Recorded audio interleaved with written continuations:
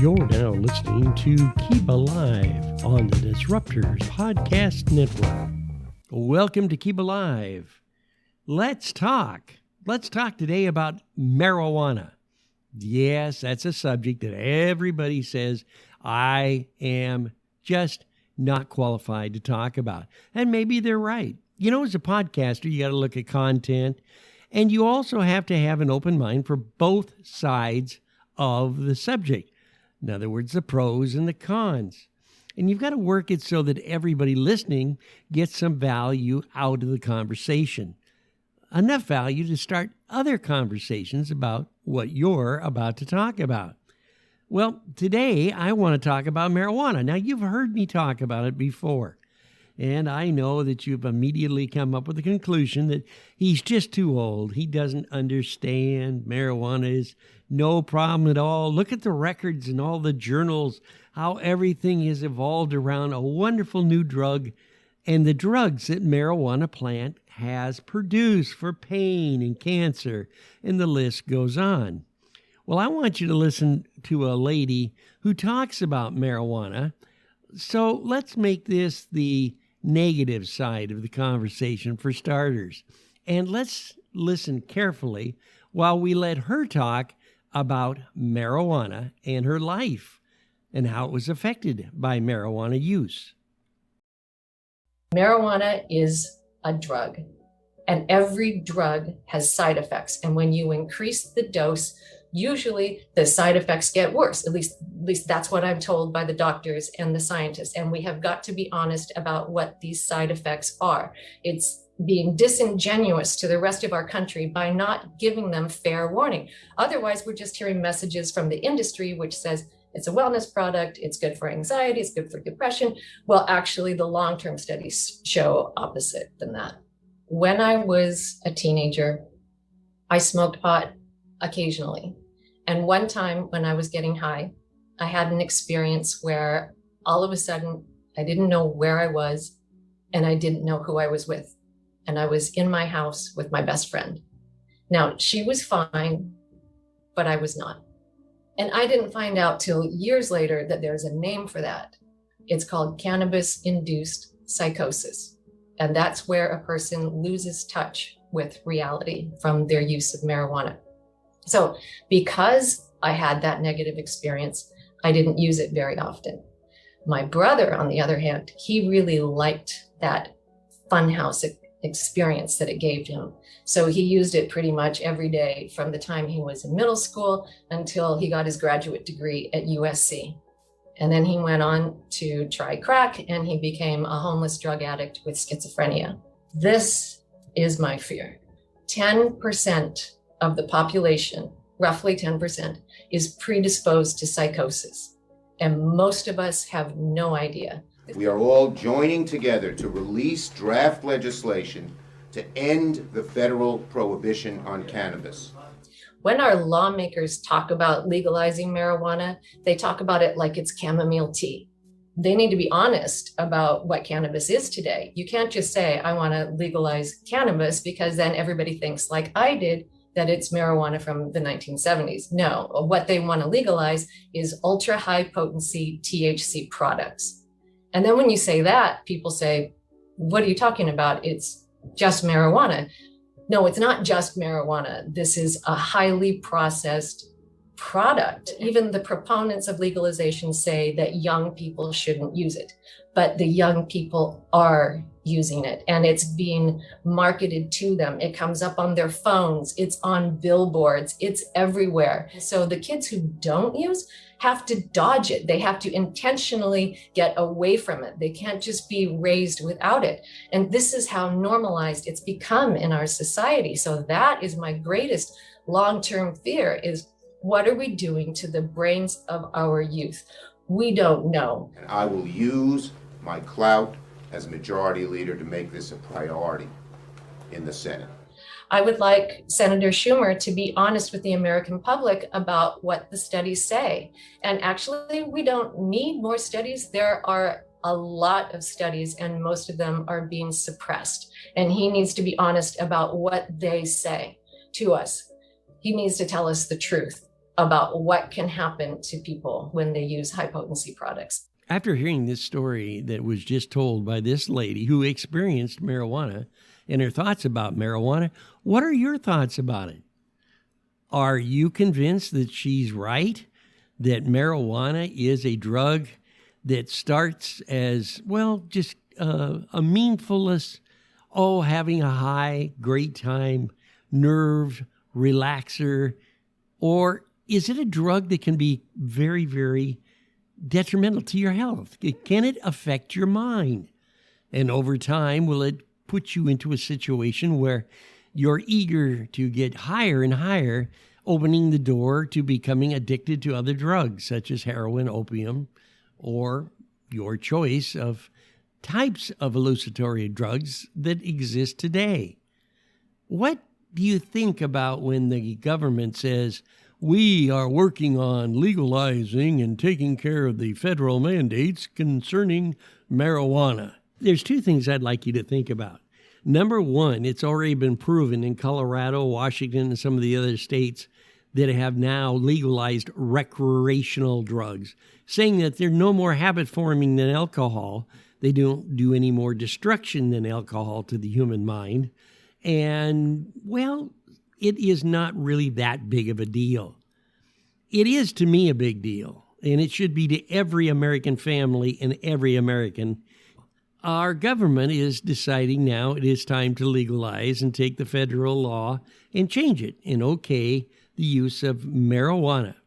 As of today, when I'm doing this podcast, it is a federal law that is a very strong one. That means if you are caught with marijuana, no matter what quantity and what condition the marijuana is in, you are going to have to answer to a judge. It's as simple as 1, 2, 3. But yet, when we go to states like Washington, Oregon, and etc., well, we don't have to worry about it because a couple of 3, 4 ounces of a good pot there ground up in my pocket, that is no big deal because it's a recreational drug. A drug which, by the way, tax-wise, brings in over millions of dollars of revenue to the state of Washington, and I'm sure to the other states that have legalized it, to fix the potholes in the street or work on educational projects that need funding, or mental health projects, or even maybe we could throw a couple of bucks out to the homeless. They're all on drugs anyway, and it makes us look good. Being as election year coming up, we even need to put more enthusiasm getting rid of those federal mandates and get rid of that law. Because I'll tell you right now, we Democrats and Republicans that think like some of the Democrats are already thinking, this country needs a stronger government built on the freedom of choice. Why are they lying to us? First of all, it's an election year, and they'll do anything, it's evident in the media, to get votes. And one of the greatest ways to get votes is to tell everybody from now on that marijuana is no longer a federal law that you can go to jail over. I mean, we can scream it from the streets, from the tallest mountains. Recreational pot is okay. And boy, we don't have to worry about going to jail or even having this put on our record. We can pot it up, get high, and nobody will care. It's just wonderful. Well, I want to see what's going to happen in 5 to 6 years, a more intensive studying on marijuana and its effects. As the lady has mentioned in the above part of our podcast, there is an effect of marijuana affecting your brain, especially the fact that we have now super marijuana, or marijuana that has that little more kick to it, you know. Wow, man, I only had to have 2 of these buds made up, ground up, put it in the old zigzag paper, lit it up, and wow, I felt like a jet flying through the sky. This new stuff is far better than the stuff that was smoked by the hippies in the 50s. This is the real thing. And how much further do you think this is going to go as we continue research and figure out how to make marijuana even powerfuler and more hallucinatory? How much more do we want to add to this story? I don't know. But I'll tell you one thing that I don't want to see added. I don't want to see our government turn around and legalize marijuana. Take it off the federal no-no list. By golly, we're going to take handguns and put them on a federal list if those wonderful people that are running Olympia right now or Washington, D.C. could do. We can't really expect them not to think that, well, if we give them marijuana and legalize it, it'll calm them down. They won't want to shoot everybody. We can just collect the guns. Well, sure, that's a stupid statement to make. But is it not a possibility of reality down the road? Don't know. Only time will tell. But here's one thing that time will tell, and it tells you right now.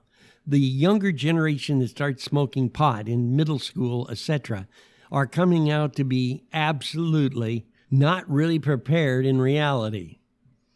They've become to the point where they have to make sure that they have that extra little kickapoo, that extra little bit of pot every morning and smoke their way to work or smoke their way to college or smoke their way to reality. That is not, friends, reality. That little puff, that little bit of, oh, it's such a relief, is now costing this country trillions of dollars in lost wages. Why? Because if we don't stand together as employers in business, if we don't stand together as community leaders in our community, if we don't stand together as Americans that believe in this country, pot's going to take it to a new all-time low in education, in constitutional reality. We need to have some safeguards put in place. And it's not saying, and we're getting the senators all ready to vote that out.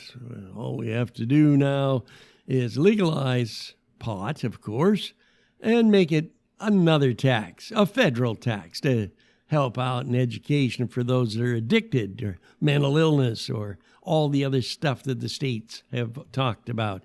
And the states that are collecting that tax money supposedly are spending it on. No, this is not right. It isn't even close to being right. We spend billions of dollars running out the drug dealers, tearing up the cartels, but yet the federal government is now getting ready to okay marijuana? Why not just open the door and let all the cartels in? Or better yet, let's find out who in Washington is backing these bills that's already got a warehouse full of the product ready to distribute. I'm against marijuana, recreational, or any other way. Frankly, I believe that if we continue on this road, our country, God bless us all, will be in bigger trouble than we have ever seen in the 300 years of civilization. Let's talk about it. Let's start a conversation. Let's get into stopping the marijuana excuse. Well, I hope that you enjoyed the show. If you have a viewpoint or something that you say to yourself, I don't understand what he's talking about. He doesn't know anything. He's never smoked marijuana in his life. Why is he shooting his mouth off? Hey, do me a favor. Go to Kiba Smiling, and you can get on where it says contact us, and go ahead and leave an audio question or maybe a statement about what you think about the show. We listen to all the statements, and we will report back to you. If you're really wound up tight and believe that I'm so far off that you need to jump in here with your Superman shirt on and straighten me out, we'll put you on the air. We'll set a time and an appointment at your convenience to put you on the air. So until the next time that we get a chance, let's talk in our communities about making a better community for all of us. Have a great week. Until we talk again, keep us smiling.